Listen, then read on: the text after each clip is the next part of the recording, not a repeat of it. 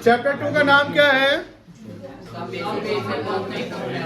About बउआ बात नहीं साक्षय मैं basic concepts of macro economics के में क्या क्या हमको पढ़ना है कंटेंट्स देख लीजिए। अब ये कंटेंट्स क्या क्या है? Classification of goods. तो क्लासिफिकेशन ऑफ गुड्स में एक गुड्स है फाइनल गुड्स और एक इंटरमीडिएट गुड्स, क्या हम पढ़ चुके हैं? Okay. Consumption goods and capital goods पढ़ चुके हैं। अब मुझे बताओ कंजम्पशन गुड्स कौन यूज करता है और कैपिटल गुड्स कौन यूज करता है? प्रोड्यूसर के लिए कैपिटल गुड्स क्या है? फाइनल गुड्स है कि इंटरमीडिएट गुड्स है? फिर से बोलो। Intermediate all are wrong. Final goods है ना। इंटरमीडिएट गुड्स कैपिटल गुड्स कैसे हो जाएगा? मैं प्रोड्यूसर हूं, मेरे लिए कैपिटल गुड्स है तो ये फाइनल होगा ना। बात समझा रही है? कैपिटल गुड्स प्रोड्यूसर के लिए ऑलवेज माना जाएगा फाइनल, क्योंकि वो फिक्स्ड एसेट्स होता है। इंटरमीडिएट गुड्स तो उसके लिए इन्वेंट्री है ना बेटा। इन्वेंट्री समझ रहे हैं ना? जिस गुड्स को आप खरीदे किस पर्पस के लिए? बेचने के लिए। जैसे रॉ मटेरियल्स हो गया, वर्क इन प्रोग्रेस हो गया, या जो stock in trade. Stock in trade का मतलब है goods purchase for resale. Goods purchase for resale that is called stock in trade, या परचेज स्टॉक इन ट्रेड, यानी जो गुड्स हम खरीदे बेचने के लिए, तो वो सारे हमारी इन्वेंट्री है। तो इन्वेंट्री कैपिटल गुड्स नहीं है। इन्वेंट्री कैपिटल गुड्स नहीं है, तो वो इन्वेंट्री हो गया इंटरमीडिएट। लेकिन कैपिटल गुड्स जिसको हम यूज कर रहे हैं, जैसे प्रोड्यूसर मशीन खरीदा, बिल्डिंग खरीदा, लैंड खरीदा, कुछ भी कार, फर्नीचर, कोई भी चीज खरीद रहा है यूज करने के पर्पज से, तो वो कैपिटल गुड्स है। यशराज मोटर्स में जितने भी शोरूम में कार पड़े हुए वो कैपिटल गुड्स यशराज मोटर्स के लिए नहीं है। वो क्या है? इन्वेंट्री है, जो इंटरमीडिएट कहलाएंगे। लेकिन यशराज मोटर्स का जो मालिक जिस कार पे चल रहा है वो भी कार है, बट वो उसके लिए यूज करने के लिए, तो वो क्या कहलाएगा? Capital goods, final goods. कोई दिक्कत? ये हम लोग पढ़ चुके थे concept and components of consumption expenditure. ये हम लोग को थोड़ा पढ़ना है, क्योंकि हम लोग इसमें पढ़े थे कि कॉन्सेप्ट्स एंड कंपोनेंट्स में सिर्फ हाउस होल्ड जो खर्च करता है उसको हम कंजम्पशन एक्सपेंडिचर कहते हैं ना। लेकिन यहाँ पर कोई एनजीओ जो नॉन गवर्नमेंट ऑर्गेनाइजेशन या नॉन ट्रेडिंग ऑर्गेनाइजेशन है, वो अगर अपना खर्च करते हैं, कोई गवर्नमेंट भी खर्च करता है, तो इसको भी हम कंजम्पशन एक्सपेंडिचर की कैटेगरी में डालते हैं। याद रखिएगा, कोई प्रोड्यूसर खर्च करता है तो उसको हम इन्वेस्टमेंट में डालेंगे। किस में डालेंगे? इन्वेस्टमेंट में, क्योंकि यहाँ पर हमें कंजम्पशन पढ़ना है, उसके बाद इन्वेस्टमेंट पढ़ना है। तो इन्वेस्टमेंट कौन करता है? प्रोड्यूसर। और इन्वेस्टमेंट को हमने कैटेगराइज किया था। इन्वेस्टमेंट कितने प्रकार के हैं? भूल गए। इन्वेस्टमेंट दो प्रकार के बताए थे, एक फिक्स्ड इन्वेस्टमेंट और एक इन्वेंट्री इन्वेस्टमेंट। देखिएगा फ्लो चार्ट, आपको नोट्स लिखा होगा। फिक्स्ड इन्वेस्टमेंट जो फाइनल गुड्स पे करते हैं, कैपिटल गुड्स पे करते हैं, और इन्वेंट्री इन्वेस्टमेंट जो इंटरमीडिएट गुड्स पे जो किया जाता है उसको बोलते हैं इन्वेंट्री इन्वेस्टमेंट। फिर ये हम लोग को नेक्स्ट टॉपिक पढ़ना है स्टॉक एंड फ्लो। ये हम लोग अभी तक नहीं पढ़े हैं। फोर्थ सेक्टर इकोनॉमी हम लोग लास्ट चैप्टर में ही कर लिया था। फोर्थ सेक्टर में क्या क्या है? House hold sector, producer sector, government sector and foreign sector, जिसमें नेट एक्सपोर्ट आएगा, export minus import. Inter sector भी पढ़ लिए थे कि इंटर सेक्टर क्या है, कि हाउस होल्ड डिपेंडेंट है प्रोड्यूसर पे, प्रोड्यूसर डिपेंडेंट है हाउस होल्ड पे, एंड हाउस होल्ड प्रोड्यूसर दोनों डिपेंडेंट है गवर्नमेंट पे, और गवर्नमेंट भी डिपेंडेंट है हाउस होल्ड एंड प्रोड्यूसर पे, क्योंकि सबको एक दूसरे से फायदा होता है। किसी को सरकार को टैक्स मिलती है तो सरकार इंफ्रा डेवलप करती है, यही ना होता है काम। And then circular flow of income, क्या हम लोग ये पढ़ चुके थे? Circular flow of income, circulate होना मनी का, है ना। अब आइए आप लोग कॉन्सेप्ट्स, ये तो हम लोग पढ़ चुके थे, इसको हम आगे निकालेंगे। ड्यूरेबिलिटी समझ चुके थे। Durability, durable, semi durable and non durable. all capital goods are producer goods, but all producer goods are not capital goods। समझ में आ रही है? सारे कैपिटल गुड्स प्रोड्यूसर गुड्स हैं, बट सारे प्रोड्यूसर गुड्स कैपिटल गुड्स नहीं है, क्योंकि प्रोड्यूसर गुड्स दो प्रकार के होते हैं, फाइनल एंड इंटरमीडिएट। फाइनल को कैपिटल गुड्स कह सकते हैं, और इंटरमीडिएट गुड्स क्या हुआ? जिसको हम बेचने के लिए रखे हुए, ये ना मतलब होता है। कोई दिक्कत नहीं है। जैसे यहां पर इसके टर्म समझिए। प्रोड्यूसर गुड्स क्या है? Goods use in the production of other goods and services, यानी जो गुड्स को हम प्रोडक्शन पर्पस के लिए रखते हैं, सर्विस पर्पस के लिए रखते हैं, उसको हम बोलते हैं producer goods. Producer goods can be इधर capital goods and intermediate goods. जैसे मान लो कि एक शोरूम मतलब अपना शोरूम चला रहा है, कपड़े का शोरूम है उसका, उस कपड़े के शोरूम में मान लो फर्नीचर है, एसी है, लाइटिंग है, जो फिक्स एस्टेब्लिशमेंट जानते होंगे आप, फिक्स एस्टेब्लिशमेंट है, तो क्या वो प्रोड्यूसर गुड्स कहलाएगा? क्या वो प्रोड्यूसर गुड्स कहलाएगा? यस सर, प्रोड्यूसर गुड्स कहलाएगा। गुड्स यूज करने वाला है कौन? प्रोड्यूसर। तो प्रोड्यूसर गुड्स कहलाएगा। बट क्या वो बेचने के लिए रखा हुआ है कि यूज करने के लिए? यूज करने के लिए, तो that called producer capital goods. But क्या प्रोड्यूसर गुड्स में सिर्फ वही चीज है कि कपड़ा भी है बेचने के लिए? कपड़ा भी है, तो कपड़ा बेचने वाला प्रोड्यूसर है, तो वो जो क्लॉथ्स है वो भी कहलाएगा प्रोड्यूसर गुड्स। वो भी क्या कहलाएगा बेटा? Producer goods. बट वो कैपिटल गुड्स नहीं कहलाएगा। वो क्या कहलाएगा? तो हम कह सकते हैं ना, all capital goods are, but all producer goods are not capital goods, because intermediate goods is also the producer goods. Intermediate goods is also the producer goods, but it is not the capital goods. आप example दे दीजिए, cloth showroom का ले लीजिए, कोई coaching का ले लीजिए, कोई स्टेशनरी दुकान का ले लीजिए। स्टेशनरी दुकान में जो स्टेशनरी पता हुआ वो इंटरमीडिएट हो गया, प्रोड्यूसर है। बट वो स्टेशनरी दुकान में जो रैक बना हुआ है, इसको फर्नीचर कह सकते हैं, मतलब कि चेयर वगैरह है, एसी वगैरह, फैन वगैरह है, वो सब उनके लिए कैपिटल गुड्स से यूज करने के लिए, तो वो प्रोड्यूसर गुड्स होते हुए वो कैपिटल गुड्स से कोई दिक्कत नहीं है। सेकंड कहता है कैपिटल गुड्स के बारे में, a type of producer goods. Capital goods क्या है? Type of producer goods used to produce other goods over the time. Over the time मतलब कि उस गुड्स को हम over the year regularly use करते हैं। जैसे एक किसान ट्रैक्टर खरीदा, तो एक किसान ट्रैक्टर खरीदा किस खेती करने के लिए, तो एग्रीकल्चरल प्रोड्यूस उस फार्मर के लिए, अगर वो कॉमर्शलाइज करता है यानी बेचने के लिए करता है, तो एग्रीकल्चरल प्रोड्यूस उसके लिए इंटरमीडिएट गुड्स हुआ ना। और किसान कहलाएगा प्रोड्यूसर। क्या कहलाएगा? प्रोड्यूसर। तो एग्रीकल्चर तो वो हर साल करेगा, तो एग्रीकल्चरल प्रोड्यूस वो हर साल आएगा, वो उसके लिए इंटरमीडिएट हो गया। बट जिस इक्विपमेंट से कर रहा है वो, मतलब वो ट्रैक्टर होगा, थ्रेशर होगा, जो मशीन है उसके लिए, क्या वो मशीन को, उसी मशीन को हर साल वो यूज करेगा नहीं करेगा? ओवर द ईयर, यानी उस प्रोडक्शन के लिए हम ट्रैक्टर का यूज कर रहे हैं over the time. Over the time मतलब कि इस साल भी करेंगे, अगले साल भी करेंगे, अगले साल भी करेंगे। तो जो ट्रैक्टर है वो हमारे लिए क्या है? कैपिटल गुड्स हो गया, कोई दिक्कत नहीं है। तो कैपिटल गुड्स का मतलब क्या हुआ? A type of producer goods used to produce. Used, यहां वर्ड क्या लिखा हुआ है? उस प्रोड्यूसर गुड्स को हम जो यूज करते हैं प्रोडक्शन करने के लिए अदर गुड्स को प्रोड्यूस, यानी ट्रैक्टर को यूज किया जाता है अदर गुड्स यानी एग्रीकल्चरल प्रोड्यूस को करने के लिए। मशीन का यूज करते हैं हम कपड़ा बनाने के लिए।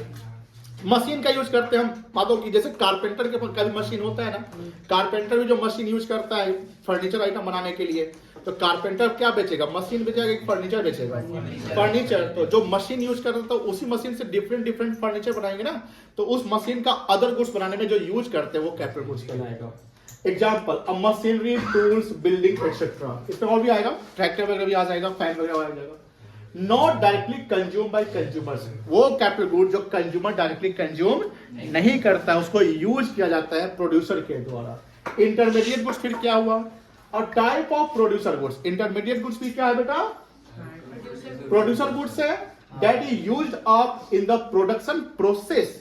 अब जैसे मान लो कोई फिनिश गुड्स, जैसे मान लो ये फिनिश गुड्स है, इस गुड्स को बनाने में बहुत सारे एलिमेंट्स लगे होंगे, तो जितने भी एलिमेंट्स को हम क्या किए, सबको हम एग्रीगेट सम अप किए, तो एक फोन बनकर तैयार हुआ।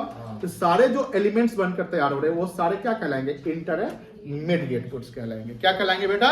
इंटरमीडिएट। यानी एक चीज को बनाने के लिए एक ही टाइप का रॉ मटेरियल तो नहीं लगता है ना। मान लो चॉकलेट्स बनाने हैं या कोई स्वीट्स बनाना है, कोई भी आइटम डेयरी प्रोडक्ट बनाने हैं, कुछ भी बनाने हैं, तो क्या एक ही प्रकार का रॉ मटेरियल लगेगा? नहीं सर, उसमें डिफरेंट रॉ मटेरियल। जैसे मान लो कि मिठाई बनाना है, तो मिठाई का रॉ मटेरियल क्या हो सकता है? शुगर हो सकता है, और क्या हो सकता है? मिल्क हो सकता है, और भी बहुत सारे एलिमेंट्स हो सकते हैं, केसर वगैरह हो सकता है। तो कह सकते हैं कि ये सारे एलिमेंट्स उसके लिए क्या है? रॉ मटेरियल से, और वो सारे एलिमेंट मिलकर जो बन रहा है, तो ये सारे उसके लिए क्या कहलाएंगे? इंटरमीडिएट गुड्स कहलाएंगे। क्या कहलाएंगे बेटा?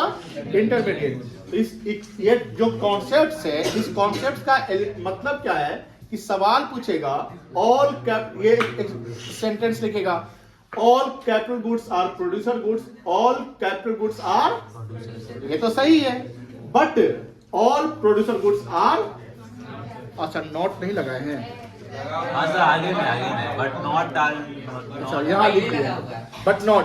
अब ये यहां बोलेगा एक्सप्लेन, इसको क्या लिख देगा, एक्सप्लेन दिस सेंटेंस या एक्सप्लेन दिस टर्म। अब इसको एक्सप्लेन करने के लिए आपको आंसर लिखना है। क्या सर सेम आंसर लिखेंगे? नहीं, ये तो आपको समझाया गया है। अब यहाँ जो एग्जांपल लिखा मशीनरी टूल्स बिल्डिंग, आप लिख लोगे ट्रैक्टर यूज बाय फार्मर, आप लिख सकते ना। ऐसा नहीं कि देखो आप जो आंसर लिखोगे उसका मीनिंग निकलना चाहिए। आप ये नहीं, देखो यही बात होती है कि जैसे मान लो कि अगर नेशनल इनकम का फॉर्मूला हमको बनाना है तो उसको तो आपको ध्यान रखना पड़ेगा। डोमेस्टिक इनकम का फॉर्मूला है तो वो ध्यान रखना पड़ेगा। ओपन इकोनॉमी में क्या आता है, फोर्थ सेक्टर क्या होता है, थ्री सेक्टर, वो तो ध्यान में रखना पड़ेगा। लेकिन जहां एग्जाम्पल या मतलब की बात होती है तो प्रोड्यूसर एक ही प्रकार के थोड़ी होते कि सिर्फ फार्मर ही प्रोड्यूसर होता है, ऐसा थोड़ी है। कोई रिटेलर प्रोड्यूसर होगा, एकदम होगा, होलसेलर होगा, एकदम होगा, डिस्ट्रीब्यूटर होगा, एकदम होगा, मैन्युफैक्चरर होगा, एकदम होगा। किसी का एग्जाम्पल ले लीजिए। अब वही जैसे गुड्स की बात करते हैं तो डिफरेंट गुड्स से आपके माइंड में जो आता है उसको लिखिए, बट लिखना क्या है, एग्जैक्ट मीनिंग लिखना है। लेकिन जो आंसर आप जो नोट्स बनाते हैं, सेम नोट्स मेमोराइज करना ऐसी जरूरत नहीं है। मान लो कि हम सवाल देते हैं आपको, हम ये नहीं कहेंगे कि यही आंसर आपको लिखना है, बट मीनिंगफुल आंसर होना चाहिए। क्या होना चाहिए बेटा? मीनिंगफुल। चलिए, कॉन्सेप्ट्स ऑफ कंजम्पशन एक्सपेंडिचर। अब यहां सवाल होती है कि सर हमको कंजम्पशन एक्सपेंडिचर जानते होंगे, जो हाउस होल्ड कंज्यूम करता है उसको बोलते हैं कंजम्पशन एक्सपेंडिचर। बट यहां पर कंज्यूमर तीन होंगे, एक होगा हाउस होल्ड, एक क्या हो गया आपका हाउस होल्ड, एक हो गया आपका गवर्नमेंट और एक हो गया नॉन प्रॉफिट ऑर्गेनाइजेशन। कंज्यूमर यानी कंज्यूमर जो है वो तीन है, जिसको खर्च जो करता है उसको हम बोलते हैं कंजम्पशन एक्सपेंडिचर। हाउस होल्ड के द्वारा जो खर्च होता है उसको हम कंजम्पशन एक्सपेंडिचर कहेंगे। गवर्नमेंट जो खर्च कर रही है उसको कंजम्पशन एक्सपेंडिचर कहेंगे। और जो नॉन प्रॉफिट और प्राइवेट इंस्टीट्यूशन जो खर्च कर रही है उसको हम कहेंगे कंजम्पशन। यहां नॉन प्रॉफिट लिखा हुआ है, प्रॉफिट इंस्टीट्यूशन नहीं लिखा हुआ है। जैसे मान लो रिलायंस इंडस्ट्रीज, रिलायंस इंडस्ट्रीज जो बिजनेस करती है ये भी तो ऑर्गेनाइजेशन है, बट ये जो ऑर्गेनाइजेशन है ये बिजनेस ऑर्गेनाइजेशन है। क्या है? Business organisation. और बिजनेस का एक सोल, मतलब हमने बोला कि बिजनेस का आत्मा क्या है? प्रॉफिट। बिजनेस का आत्मा क्या है? आप जब बिजनेस करते हैं तो बिजनेस करने का पहले आपका एक सबसे मेन लक्ष्य जो एम होता है वो होता है प्रॉफिट बनाना। क्या बनाना?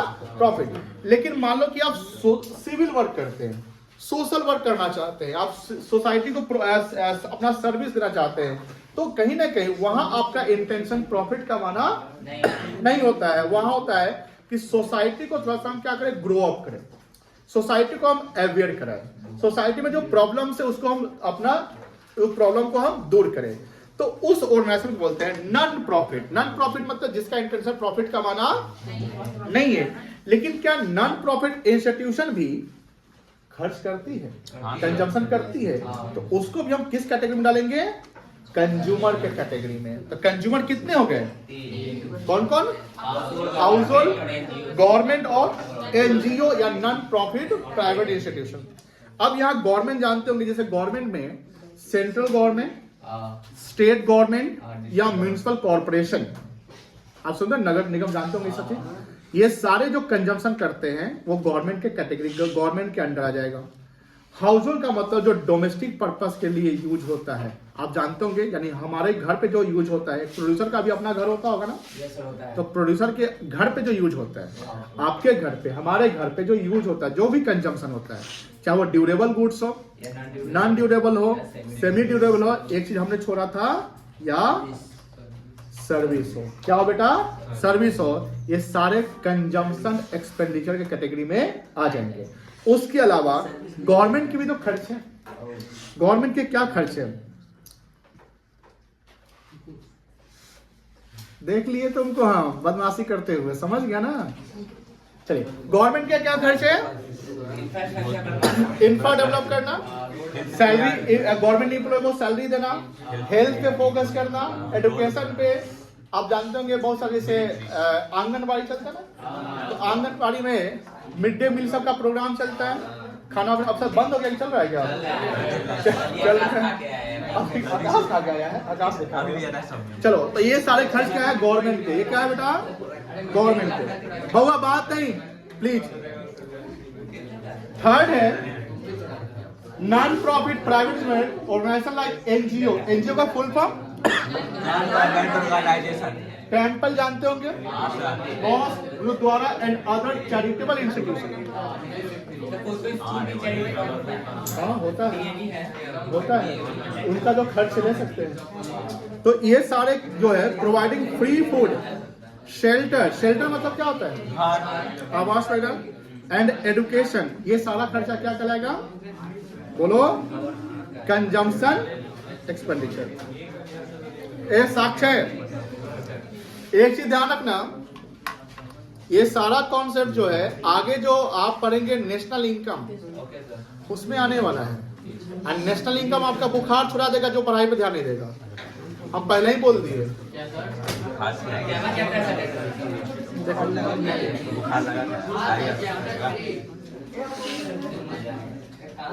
एक बार नेशनल इनकम किसके पास, जिसका बुक है नेशनल इनकम का चैप्टर पलट कर देख लीजिए पहले,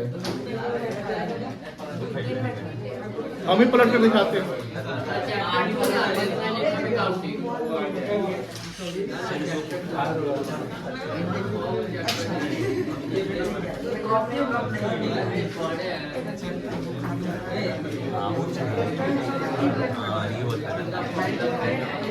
सर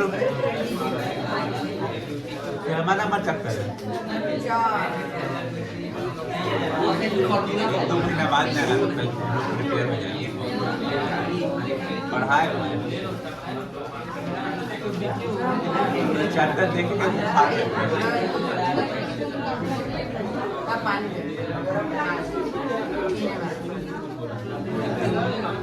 बहुत फॉर्मूला है। कौन से प्रश्न पढ़ लिया तो पढ़ लिखा बच्चा है।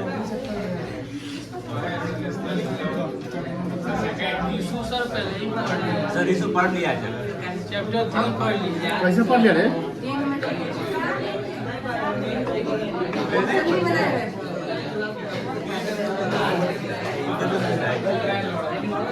देखो यहाँ देखो,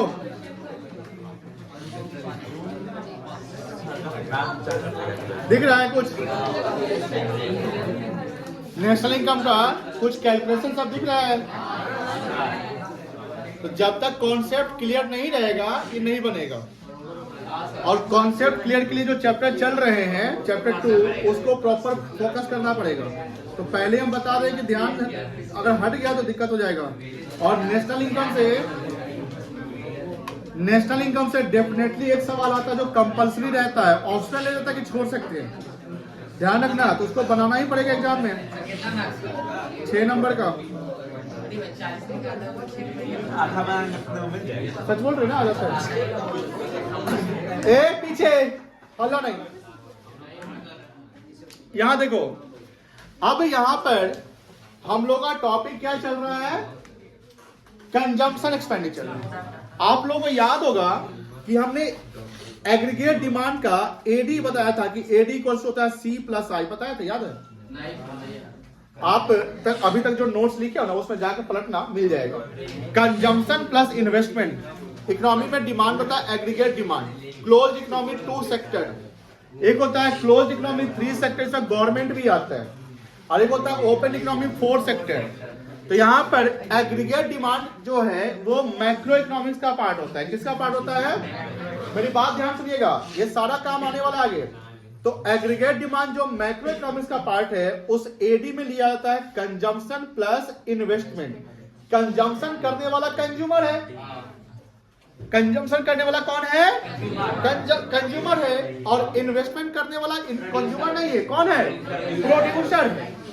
अब बात होती है कि प्रोड्यूसर गुड्स पे, यानी जो फिक्स्ड एसेट्स और इन्वेंट्री पे जो खर्च करता है, यानी कहीं ना कहीं फाइनल गुड्स पे और इंटरमीडिएट गुड्स पे जो प्रोड्यूसर खर्च करता है वो सब कहलाता है इन्वेस्टमेंट। अब मेरा सवाल ध्यान से सुनिएगा, जो एग्रीगेट डिमांड या नेशनल इनकम या डोमेस्टिक इनकम निकलता है वो हर साल का निकलता है। इस साल कितना हुआ, अगले साल कितना हुआ। अब सवाल है मेरा, मान लो फिक्स्ड एसेट्स, आप सुनते होंगे अकाउंट्स पढ़े हैं, मान लो कि 25 लाख का फिक्स्ड एसेट पहले से है, मतलब उसको हम बस बैलेंस कैरी फॉरवर्ड हो गया। कितने का फिक्स्ड एसेट्स? 25 लाख का फिक्स्ड एसेट्स ओपनिंग था, यानी बिगिनिंग ऑफ द ईयर का फिक्स्ड एसेट 25 लाख का। एंड ऑफ द ईयर उसी प्रोड्यूसर का यानी उसी कंपनी का फिक्स्ड एसेट 40 लाख का हो जाता है। कितना का हो गया? अब मुझे बताइए कि ड्यूरिंग द ईयर उसका फिक्स्ड इन्वेस्टमेंट, टोटल इन्वेस्टमेंट नहीं, क्योंकि फिक्स्ड एसेट पे जो खर्च होता है वो फिक्स्ड इन्वेस्टमेंट कहलाता है। तो उस प्रोड्यूसर ने during the year fixed investment कितना किया? क्या 25 लाख किया कि 40 लाख किया कि 15 लाख किया? 15 लाख किया। आप 40 नहीं मानेंगे तो सर 40 तो पूरा टोटल है, जिसमें 25 लाख तो पिछले साल से चला रहा है ना। और हमको अगर डिमांड निकालना है कोई भी चीज का, तो ड्यूरिंग द ईयर कितना डिमांड हुआ उसकी बात करिए। तो उस प्रोड्यूसर ने फिक्स्ड एसेट्स का demand during the year 15 lakh का किया ना, बिकॉज 25 लाख तो उसका कैरी फॉरवर्ड चल रहा था। और ड्यूरिंग द ईयर इतना डिमांड किया कि एट द एंड में उसका 40 लाख पहुंच गया। कितना पहुंच गया? तो पहले से 25, हम पहुंचे 40 पे, तो during the year fixed asset कितने का खर्च किया? 15 लाख का। मेरी बात समझ में आ गई? दूसरा कि ये मान लो इन्वेंट्री, जैसे ओपनिंग स्टॉक उसका मान लो 4 लाख का है। ओपनिंग स्टॉक कितने का है? 4 लाख का है। क्लोजिंग स्टॉक उसका 5 लाख का हो जाता है। क्लोजिंग स्टॉक कितने का आता है? यानी उसका इन्वेंट्री भी 1 लाख से क्या हुआ? तो during the year intermediate goods का 1 लाख से उसका डिमांड बढ़ा कि घटा? बढ़ गया, क्योंकि 4 लाख पे तो कितना पहुंचे? 5 लाख पे। तो इन्वेंट्री इन्वेस्टमेंट कितना कहलाएगा? 1 लाख कहलाएगा, 5 लाख नहीं कहलाएगा। ये ध्यान रखिएगा, जितना इन्वेंट्री चेंज होगा ड्यूरिंग द कितना इन्वेंट्री बढ़ रहा है उसकी बात करेंगे। अब आपके मन में सर घट भी तो सकता है, 4 से 3.5 हो गया तो निगेटिव हो जाएगा। इन्वेस्टमेंट उतना से क्या हुआ? टोटल इन्वेस्टमेंट जब बात करेंगे तो माइनस हो जाएगा, क्योंकि टोटल इन्वेस्टमेंट में सिर्फ इन्वेंट्री नहीं आता है, फिक्स्ड भी आता है। तो fixed investment plus inventory investment दोनों को जोड़ेंगे। अब आपका सवाल होगा सर फिक्स्ड एसेट ही घट गया तो ये भी हो सकता है, तो इन्वेस्टमेंट निगेटिव हो जाएगा। इन्वेस्टमेंट क्या होगा? लेकिन हम पूरे होल इकोनॉमी की बात करते हैं। किसकी बात करते हैं? होल इकोनॉमी की बात करते हैं। उसमें एक प्रोड्यूसर नहीं आता है, उसमें होल प्रोड्यूसर यानी पूरे जो नेशन में जितने प्रोड्यूसर है वो सब आते हैं। एक प्रोड्यूसर का घट सकता है, सारे प्रोड्यूसर का नहीं। हाँ, कोविड के समय में ऐसा सिचुएशन था कि जीडीपी ही नेगेटिव हो गया। तो क्यों नेगेटिव? क्योंकि डिमांड की कमी हो गई। अब समझो ध्यान से, एग्रीगेट डिमांड में जब बात करते हैं तो एग्रीगेट डिमांड में प्रोड्यूसर के द्वारा किया गया इन्वेस्टमेंट एक्सपेंडिचर, जो आगे पढ़ना है हम लोग को, प्रोड्यूसर के द्वारा किया गया इन्वेस्टमेंट एक्सपेंडिचर। इन्वेस्टमेंट में 2 है, याद रखिएगा, फिक्स्ड इन्वेस्टमेंट और इन्वेंट्री। वो यहां लेंगे, आई में आएगा। लेकिन सी में क्या आएगा? Consumption expenditure incurred by consumer. Consumption expenditure incurred by consumer. अब सर बात होती है सर कंज्यूमर तो आपने बोला, बट कंज्यूमर में कौन आ जाएगा? तो कंज्यूमर में कितने आएंगे? 3 सेक्टर, एक नहीं 3 सेक्टर आएगा।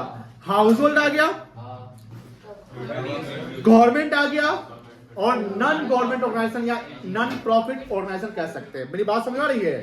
तो 3 चीज, not only the house hold. मान लो कि हाउस होल्ड का 50 करोड़ है और एनजीओ का 2 करोड़ है, तो कंजम्पशन कितना कहलाएगा? 50 करोड़ की 52 करोड़, 52 लेंगे। ओनली हाउस होल्ड नहीं, 3 कंज्यूमर हो गए। कितने कंज्यूमर? कल पूछेंगे, बता दो क्या कितने कंज्यूमर है? बताइए।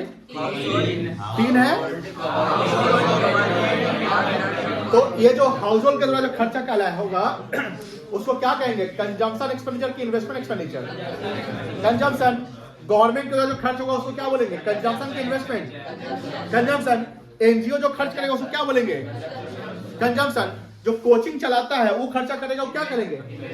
इन्वेस्टमेंट कहेंगे। डॉक्टर हॉस्पिटल का जो खर्चा है, डॉक्टर का खाना जो मेडिकल क्लिनिक में खर्च करता है, डॉक्टर घर पे जो खर्चा हो रहा है, कंजम्पशन। एनी प्रोड्यूसर में सिर्फ जो ट्रेड करता है गुड्स का वो ही सिर्फ नहीं आएगा, जो सर्विस प्रोवाइडर है वो भी आ जाएगा। मेरी बात समझ आएगा? कोई दिक्कत नहीं है। अब यहां लिखता है, थर्ड पॉइंट देखिएगा, calculation of aggregate consumption expenditure to estimate the total consumption in an economy be sum up. Sum up मतलब क्या होता है? सम अप करेंगे किसका? खर्चा हाउस होल्ड का, गवर्नमेंट का और नॉन गवर्नमेंट। कोई दिक्कत नहीं है। अब देखो ये थोड़ा सा पढ़ो तो इन्वेस्टमेंट में पढ़ा है, याद है? हाँ, एक चीज और, अकाउंट्स का जब कॉन्सेप्ट याद करेंगे तो बात नहीं प्लीज, जो प्रोड्यूसर फिक्स्ड एसेट यानी जो बिजनेसमैन का फिक्स्ड एसेट्स होता है, फिक्स्ड एसेट जो टेंजिबल होता है अदर देन लैंड को छोड़कर ड्यूरिंग द ईयर उस फिक्स्ड एसेट में क्या होता है? वियर एंड टियर होता है। तो वियर एंड टियर से आप क्या चार्ज करते हैं? डेप्रिसिएशन को ऐड करते हैं कि माइनस करते हैं? कुछ नहीं करते हैं। माइनस करने का जो वैल्यू आता है उसको नेट कहते हैं। तो माइनस से पहले क्या वैल्यू होगा? Gross, gross net, gross net. The difference between gross and net is called depreciation.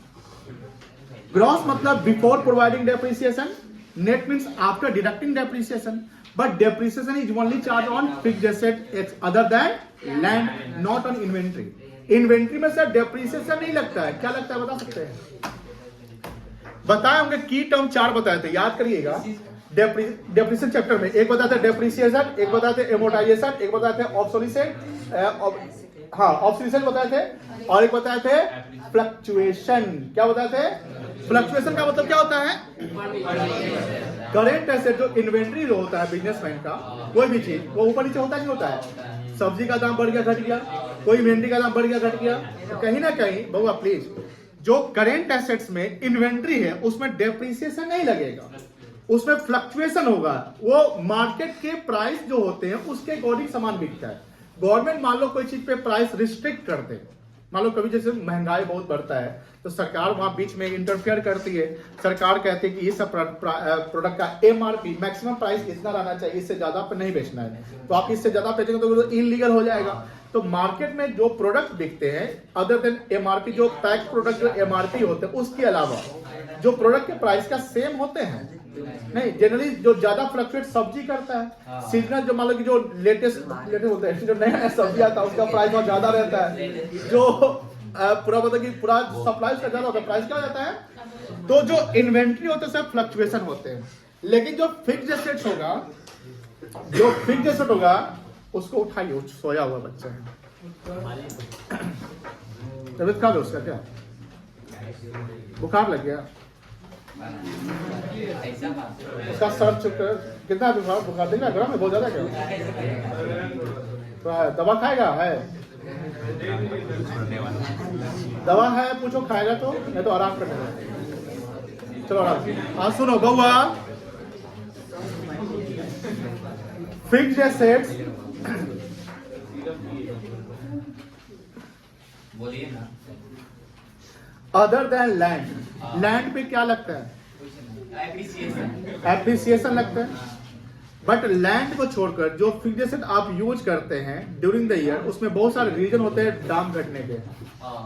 वो दाम होता है वियर एंड टियर हो सकता है, permanent fall in the market value, lapse of time, ये सब चीजें होते हैं।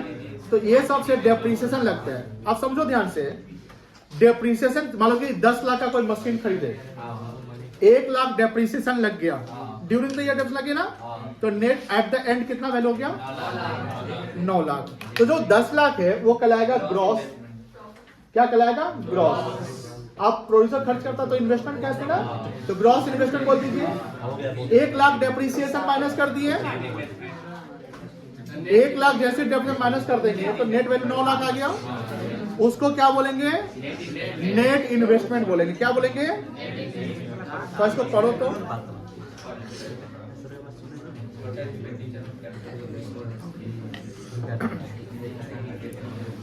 कॉन्सेप्ट्स ऑफ इन्वेस्टमेंट पहले पढ़ो। In macro economics, investment refers to the expenditure on capital goods that are used to produce future goods and services. It is an essential component of aggregate demand. AD का essential component है, कोई दिक्कत नहीं है। And play a crucial या vital कह सकते हैं। वाइटल मतलब क्या होता है? Important role in economic growth. जितना ज्यादा आपका इन्वेस्टमेंट इस पे बढ़ेगा, समझ लो कि आपका ग्रोथ जो है वो उतना ज्यादा होगा। Components of investment, investment broadly classified into the following categories. पहला बेस्ड ऑन पर्पस। पर्पस का मतलब यूसेज, क्या पर्पस है आपका? तो पर्पस में जैसे आपका एक ग्रॉस इन्वेस्टमेंट है, ग्रॉस इन्वेस्टमेंट वही जो हुआ जितना पे हमने खरीदा। The total expenditure on capital goods before accounting for, तो before depreciation gross, after depreciation क्या कहलाएगा? नेट कहलाएगा। The difference between gross and net equals to, the difference between gross and net equals depreciation कह सकते ना। तो यानी gross minus net बराबर क्या आएगा? ग्रॉस माइनस डेप्रिसिएशन बराबर क्या आएगा? नेट प्लस डेप्रिसिएशन बराबर क्या आएगा?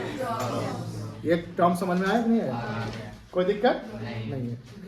नेट इन्वेस्टमेंट क्या है? द इन्वेस्टमेंट आफ्टर डिडक्टिंग, कोई दिक्कत नहीं है। फॉर्मूला क्या? नेट इन्वेस्टमेंट ये नहीं लिखिएगा, ग्रॉस इन्वेस्टमेंट माइनस, क्लियर है? Based on nature of investment, एक होता है ऑटोनोमस इन्वेस्टमेंट। ऑटोनोमस का मतलब होता है मिनिमम इन्वेस्टमेंट। अब देखो ध्यान से, जब बिजनेस शुरू होता है, जब मान लो कि फर्स्ट ईयर ऑफ बिजनेस है, जिसमें बिजनेस एस्टैब्लिश हुआ, बात नहीं बाबा, बात नहीं, प्लीज बात नहीं। Yes, sir. एक ऑटोनोमस इन्वेस्टमेंट होता है, एक ऑटोनोमस कंजम्पशन भी होता है। ऑटोनोमस कंजम्पशन होता है आपका इनकम हो या ना हो, लेकिन मिनिमम कंजम्पशन आप करेंगे ही करेंगे। एज ए स्टूडेंट आप सबका कंजम्पशन है कि नहीं है? आप कितना, आप लोग का इनकम है क्या? तो इनकम जीरो हो सकता है, लेकिन कंजम्पशन कभी भी जीरो नहीं हो सकता।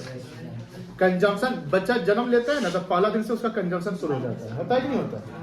ध्यान रखिएगा, इंसान के जन्म लेने से मरने तक, यानी हाउस होल्ड में, जैसे आप हाउस होल्ड के कैटेगरी में आते हैं, आपके मिनिमम कंजम्पशन बने ही रहेंगे। Consumption never be zero, consumption कभी भी जीरो नहीं हो सकता है, क्योंकि इंसान को सरवाइव करना है तो उसको कंज्यूम करना पड़ेगा। बात समझ में आ रही ना? अब बात होती है कि उसी प्रकार जब प्रोड्यूसर को सरवाइव करना है तो उसको इन्वेस्टमेंट करना पड़ेगा ना।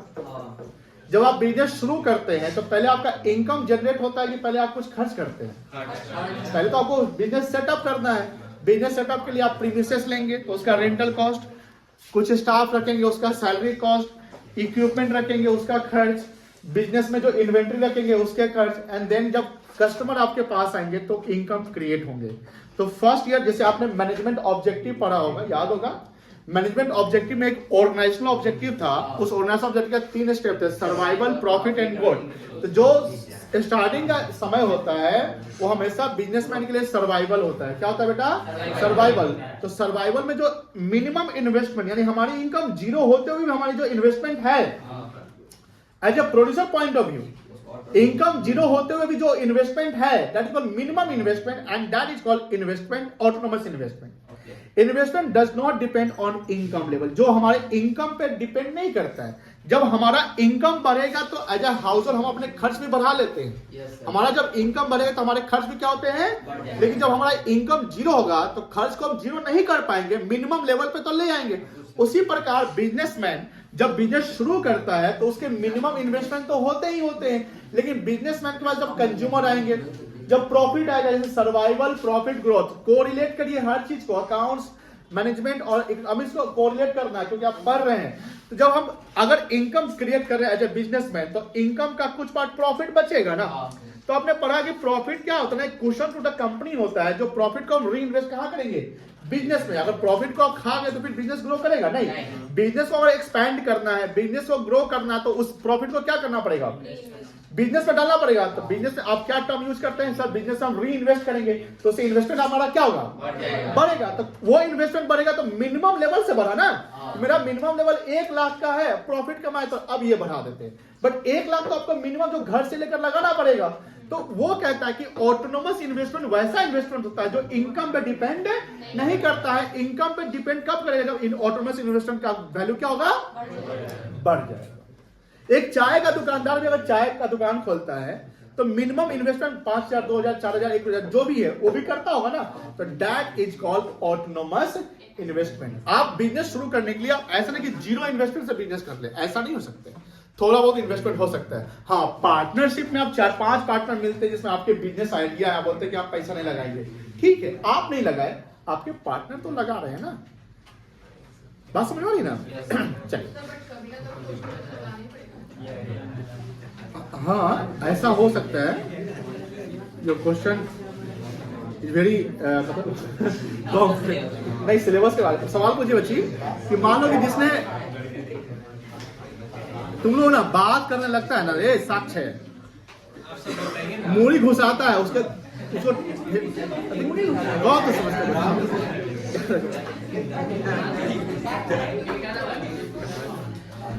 एक बच्ची का सवाल है कि मान लीजिए सर ए है बी है सी है बी ने लगाया 1 लाख सी ने लगाया 1 लाख ए लगाया 0। ए बोलता है कि हम कैपेबल है हम मेरा मार्केट में नेटवर्क है हम कस्टमर को जल्दी से कन्विंस कर सकते हैं मेरे पास बिजनेस आइडिया है ठीक है। तो ए बोलता है कि हम अपना सर्विस देंगे डिवोशन देंगे टाइम लेकिन हम पैसा नहीं लगाएंगे। टोटल कैपिटल 2 लाख हो गया। लेकिन मान लो ड्यूरिंग द ईयर बिजनेस में मान लो बिजनेस ऑपरेशन होगा हो सकता है कि सैलरी वगैरह इसको दे दिया जाए प्रॉफिट हो जाए तो ऑटोमेटिकली तो इसका कैपिटल बढ़ जाएगा ना। नहीं लाते हुए अपना कैपिटल बना लेगा। समझ गए?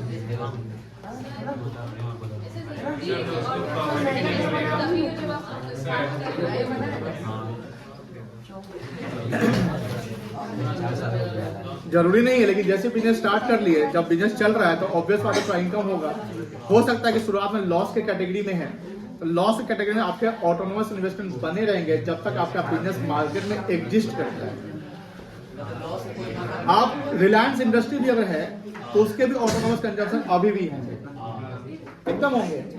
मिनिमम इन्वेस्टमेंट तो होंगे ना उसके।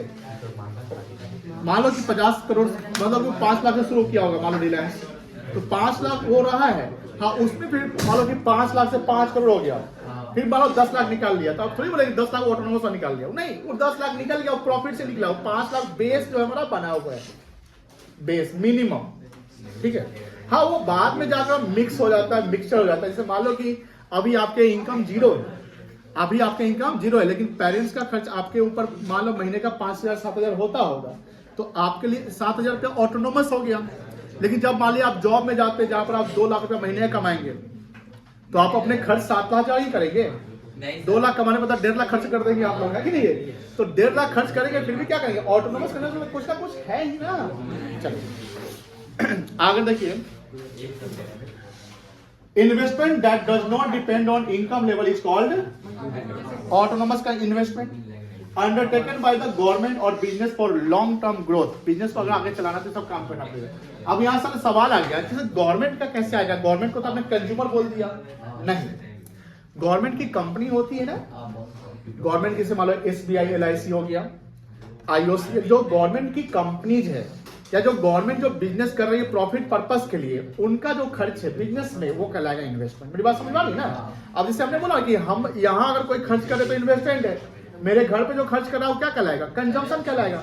उसी प्रकार गवर्नमेंट अगर गवर्नमेंट अपना खर्च इंफ्रा पे या ये मतलब कि मिड डे मील से सब कर रही है तो वो उनका कंजम्पशन है। लेकिन गवर्नमेंट अपना बिजनेस करके कर जैसे रेलवे चला रही है गवर्नमेंट तो रेलवे फ्री में नहीं चलाती है आपसे टिकट के पैसे लेती है तो वो उनका बिजनेस कहलाएगा ठीक है। Examples infrastructure project like highway, railways, etc. Depends Induced investment वही होता है जो इनकम पे डिपेंड करता है। जैसे आपका इनकम जनरेट होगा आप इन्वेस्टमेंट को क्या करोगे बढ़ा दोगे। Investment that depends on income level investment that depends on income level is called what. तो ऑटोनोमस क्या डिपेंड करता है इनकम पे नहीं करता है मिनिमम इन्वेस्टमेंट करते हैं। और इंड्यूस क्या होता है जैसे इनकम आपका ग्रो करेगा तो इन्वेस्टमेंट भी आपका क्या करेगा ग्रो करेगा। जैसे डॉली चाय वाला को देख लो increases when business expect higher profit. ये इंड्यूस इन्वेस्टमेंट कब बढ़ेगा very good example a company expanding एरिसू एक्सपैंडिंग का मतलब क्या होता है चुप रहो तो बोलो तो ठीक है। Production due to rising the demand कोई दिक्कत नहीं डिमांड राइज करेगा तो सप्लाई भी करेंगे प्रॉफिट भी बनेगा कोई दिक्कत नहीं है। Based on type of asset fixed asset जानते होंगे फिक्स्ड एसेट पे खर्चा हम लॉन्ग टर्म पर्पस के लिए करते हैं। इन्वेंट्री क्या होता है जैसे रॉ मटेरियल का स्टॉक हो गया सेमी फिनिश गुड्स क्या होता है वर्क इन प्रोग्रेस कह सकते हैं मतलब आधा अधूरा भी बना हुआ है। एंड फिनिश गुड्स भी आपका इन्वेंट्री कहलाएगा बिकॉज वो गुड्स आप कंजम्पशन के लिए नहीं बेचने के लिए रखे हुए। Retailers storing the extra stock for future demand, कोई दिक्कत नहीं है। चले आगे। इंपॉर्टेंस इन्वेस्टमेंट का इकोनॉमी में, बताइए इससे जीडीपी का ग्रोथ होगा, एम्प्लॉयमेंट बढ़ेगा। जब आपका इन्वेस्टमेंट बढ़ेगा तो ऑब्वियस बात है उस इन्वेस्टमेंट को कैरी ऑन करने के लिए, जैसे नहीं पढ़ा बिजनेस मैनेजमेंट में, आप जब चैप्टर 1 पढ़ रहे हैं तो उसमें पढ़े होंगे रिसोर्स।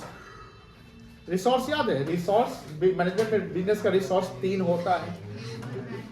हाँ बताइए था, ह्यूमन, ठीक बोले आप, ह्यूमन बोले आप, human land, finance, human and physical. Physical में मशीन वगैरह आ गया, फाइनेंस में फंड आ गया, तो मशीन और फंड को चलाने के लिए कौन चाहिए? Man power, human resource. तो ये ना बात होता है कि अगर हम अपना इन्वेस्टमेंट बढ़ाएंगे तो कहीं ना कहीं हमारा मशीन भी बढ़ेगा, उसको ऑपरेट करने के लिए हम एम्प्लॉयमेंट क्रिएट करेंगे, तो ये जरूरी होता है। इससे प्रोडक्टिव कैपेसिटी भी हमारी क्या होगी? बढ़ेगा, एम्प्लॉयमेंट क्रिएट होगा, जानते हैं, समझ में आ रहा है ना? देखो सबको इंटरलिंक कर रहे हो, यहाँ पर 4 पॉइंट है, इसके अलावा भी आप बढ़ा सकते हैं। जीडीपी ग्रोथ होगा, अनएम्प्लॉयमेंट डिक्रीज होगा, लिविंग स्टैंडर्ड इंप्रूव होगा, कह सकते हैं आप फॉरेन कंट्री से कंपटीशन क्रिएट कर सकते हैं। जैसे टाटा मोटर्स आज कंपटीशन कर रहा है नहीं कर रहा है, इसरो कंपटीशन कर रहा है नहीं कर रहा है, हम कह सकते हैं कि ये सब इन्वेस्टमेंट बढ़ाने से हम कंपटीशन भी क्रिएट करते हैं और दूसरे को परेशान भी कर सकते हैं। आपके पास पैसे अगर हो जाए तो आप क्या कंपटीशन इतना क्रिएट करोगे कि दूसरा वाला परेशान हो जाए, जैसे रिलायंस जियो ने किया। It affects the aggregate demand and business cycle. Aggregate demand effect हो सकता है क्योंकि एडी का कंपोनेंट सी प्लस आई था, जैसे आई बढ़ेगा तो एडी भी क्या हो जाएगा आपका? बढ़ जाएगा। कोई दिक्कत नहीं है बेटा, समझ में आ रही है? सिग्निफिकेंस ऑफ फिक्स्ड इन्वेस्टमेंट यहां पढ़ना है और सिग्निफिकेंस ऑफ इन्वेंटरी तो पढ़िए, तो दिख रहा है क्या तुम लोग ऐसे करते हो? तो पढ़ो समझ के।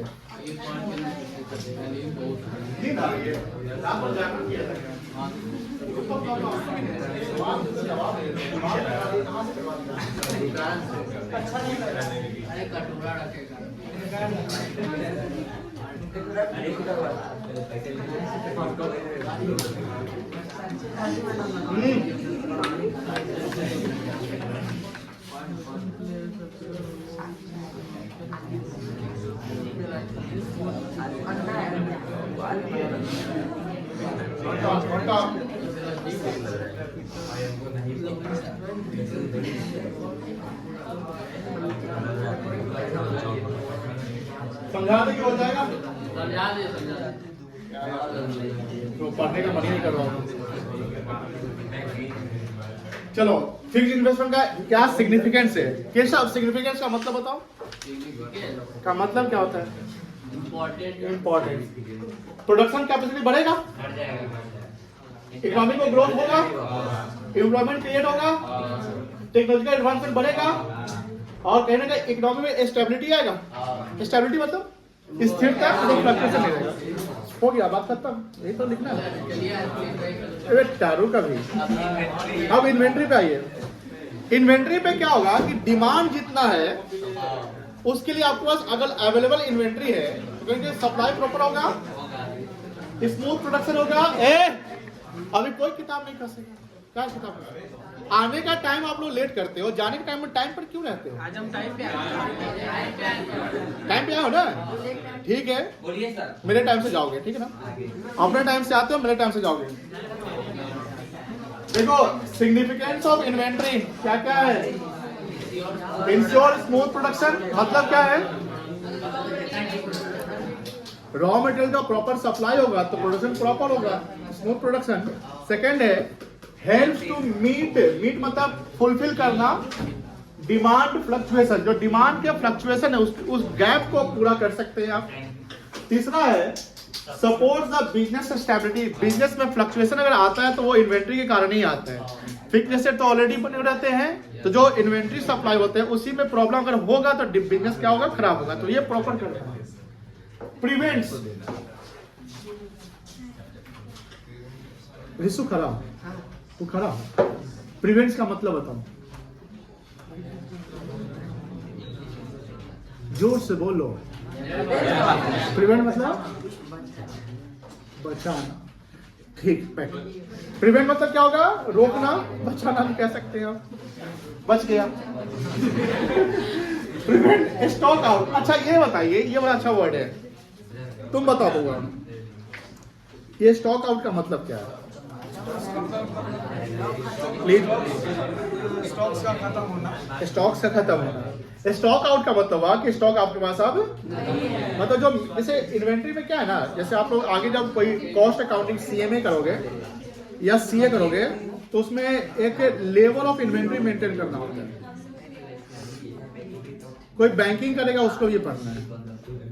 लेवल ऑफ इन्वेंट्री का मतलब होता है कि मान लीजिए इसके इकोनॉमी में डिमांड पूरा है ना, तो जो बड़ी कंपनी है जो नेशनल लेवल मल्टीनेशनल काम करती है उसके inventory proper in all over India all over world supply proper होने चाहिए टाइमली।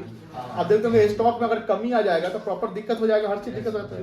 तो उसमें क्या होता है कि जो मैनेजमेंट के लोग होते हैं जिसमें प्रोडक्शन डिपार्टमेंट है, उस डिपार्टमेंट का एक सब डिपार्टमेंट होता है।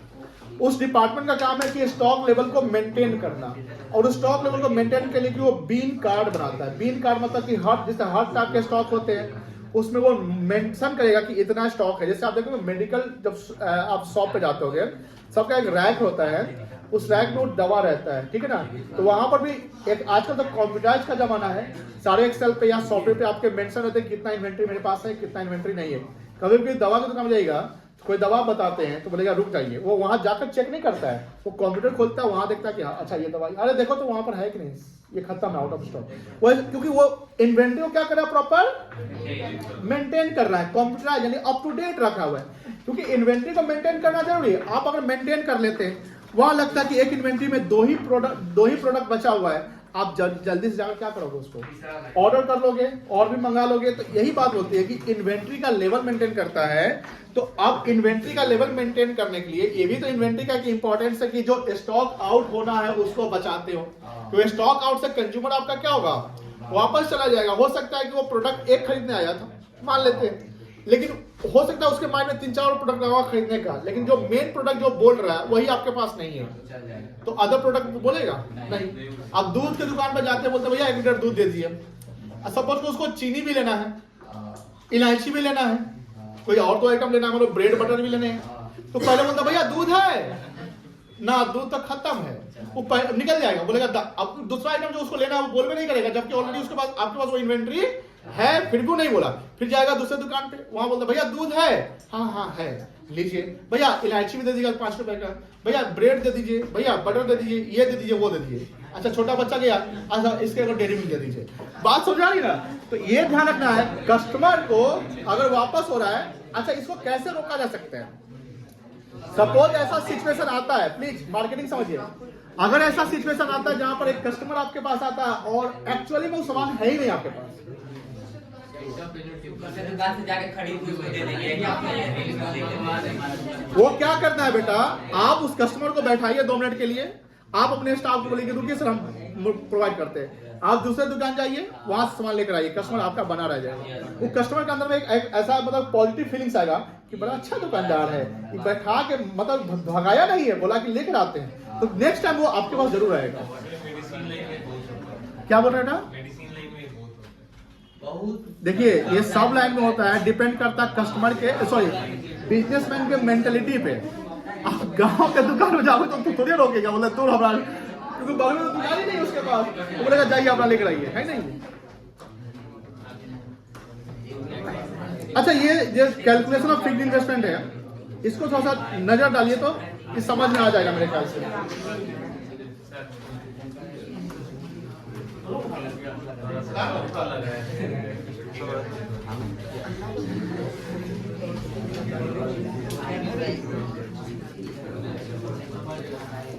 समझ में आया।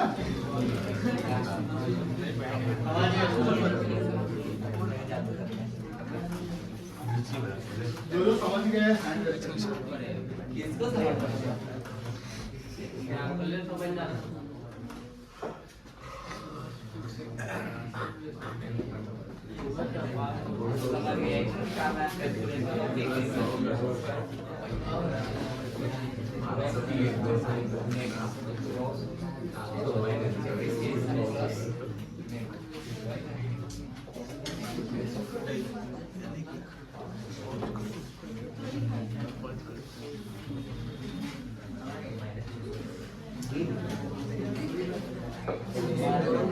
नहीं समझे, समझा दे। चलो किसको किसको समझ में आ गया हैंड रेज करो। सबको नहीं आया। देखिए क्या बोलता है फिक्स्ड इन्वेस्टमेंट कैसे कैलकुलेट करें। Fixed investment refers to the purchase of long term capital goods such as machinery building infrastructure. कोई आगे कोई दिक्कत नहीं है। एक होता है ग्रॉस फिक्स्ड इन्वेस्टमेंट, वो कैसे निकलता है जो नया फिक्स्ड में खरीदे वो प्लस रिप्लेसमेंट। रिप्लेसमेंट का मतलब क्या होता है, आप रिप्लेस जैसे ना होता है एक्सचेंज कर लेते हैं या रिप्लेस करके नया लेते हैं, तो रिप्लेसमेंट वैल्यू भी तो होती है ना। मान लो कि 500 करोड़ का कोई एसेट है आपका, वो आप एक्सचेंज करके 800 करोड़ का एसेट लेकर आ गए, तो न्यू रिप्लेसमेंट कितना 300 कहलाएगा ना। 500 गए 800 आया तो 300 नेट ऐड होना गया। अब बोलता है नेट कैसे कहलाएगा, तो ग्रॉस में से आप क्या माइनस करोगे, ग्रॉस में से क्या माइनस करोगे तो क्या आएगा, नेट आ जाएगा। कोई दिक्कत नहीं है। तो ये ध्यान रखना है ग्रॉस और नेट का डिफरेंस हमेशा डेप्रिसिएशन ही रहेगा। अब यहां लिखता है new fixed capital formation. Capital formation का मतलब ड्यूरिंग द ईयर कितना आपने कैपिटल गुड्स पे इन्वेस्ट किया या इन्वेंटरी गुड्स पे इन्वेस्ट किया। इन्वेस्टमेंट इन न्यू एसेट्स, जैसे आप कोई मशीन खरीदते हैं, हमने बोला ना कि मान लो कि 25 लाख का आपका फिक्स्ड एसेट पहले से है, 40 लाख का मतलब 25 लाख का ओपनिंग है, 40 लाख का क्लोजिंग होता है, तो ड्यूरिंग द ईयर कितना का खरीदे 15 लाख, तो that is called new capital formation during the year. ये एक साल का कैपिटल फॉर्मेशन है, कोई दिक्कत नहीं है। आगे लिखता है रिप्लेसमेंट इन्वेस्टमेंट क्या होता है, investment to replace worn out capital good. Worn out मतलब जो खराब पड़ा हुआ एसेट्स है उसको आप रिप्लेस करके कोई नया लाते हैं। क्यों, क्योंकि उसकी कैपेसिटी खत्म हो चुकी होगी, खराब हो चुकी होगी। डेप्रिसिएशन क्या है, due to wear and tear जो एसेट्स का वैल्यू घट जाता है उसको क्या बोलते हैं, डेप्रिसिएशन। तो न्यू मशीनरी परचेज किए मान लो 500 करोड़ का, रिप्लेसमेंट किए कितने का, तो आपका ग्रॉस कितना हो गया 700 हो गया। अब इसमें से अगर माइनस कर देंगे क्या, डेप्रिसिएशन, तो क्या आ जाएगा, और डेप्रिसिएशन मान लो 100 है तो नेट कितना आएगा। कोई दिक्कत है तो बोलिए, नहीं ना। चलिए इन्वेंट्री सब लोग कल करते हैं।